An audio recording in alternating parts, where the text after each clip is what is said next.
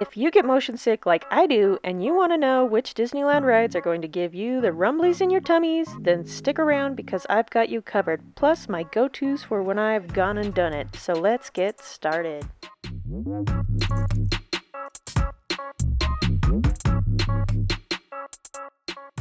First, let's start with Star Tours. Star Tours seems to be a ride designed by some kind of a dark force. A dark force that uses popular theming to trick you into trapping yourself into a small, stuffy space with strangers and watching a moving screen while bouncing and rocking.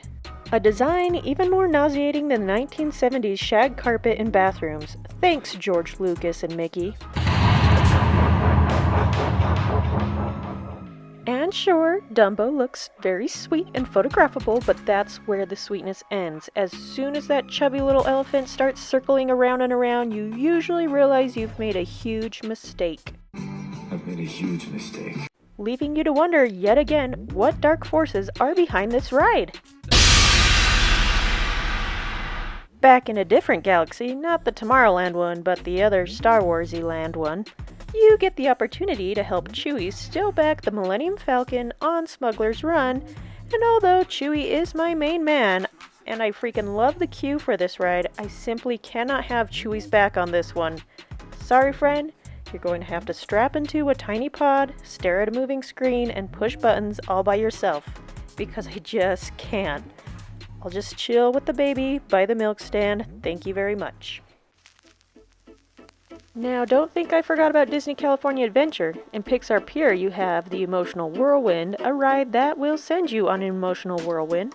My kids love this ride, so I go on it more than I would like, and every time walking through the queue, I'm acting like a cool customer, but inside, I'm terrified, knowing that I'm going to feel very sad and disappointed in myself for making such a poor decision. But don't worry, a treat from Bing Bong Sweet Shop will wash away the shame. It's funny, really, I think. Speaking of hilarious, what's really hilarious is the idea of plummeting to your death towards the water while trapped in a cage. Truly the best idea since the movie Saw or LL Cool J's breakout film, Deep Blue Sea. You ate my bird. All joking aside, when you make the life-altering choice of going right instead of left and going on a swinging cart, you're not only choosing the scariest side, you're also choosing the most vomit-inducing ride in all of Disney parks, in my opinion. If you survive the Pixar Pal Around and want to take one more swing at plummeting to your death, you may want to jump on the Guardians of the Galaxy, and even though I don't get sick on this ride, I know plenty of people that do.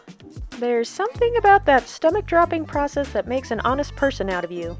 Sometimes I pee in the shower if I'm really tired. This ride has been my daughter's favorite since the age of 4, but I've seen full-grown adult men take the chicken door out of line to avoid this sweet little cookie of a ride. Now, if you want to ease your mind a little bit from all those thrillers, there's plenty of vomit inducers over in Paradise Gardens that can finish you off. Don't you worry. Finish him! Of course, if you want to lose your $20 hot dog the old-fashioned way, you can ride the spinning on top of spinning ride, the teacups, also known as the Mad Tea Party, which checks out for me.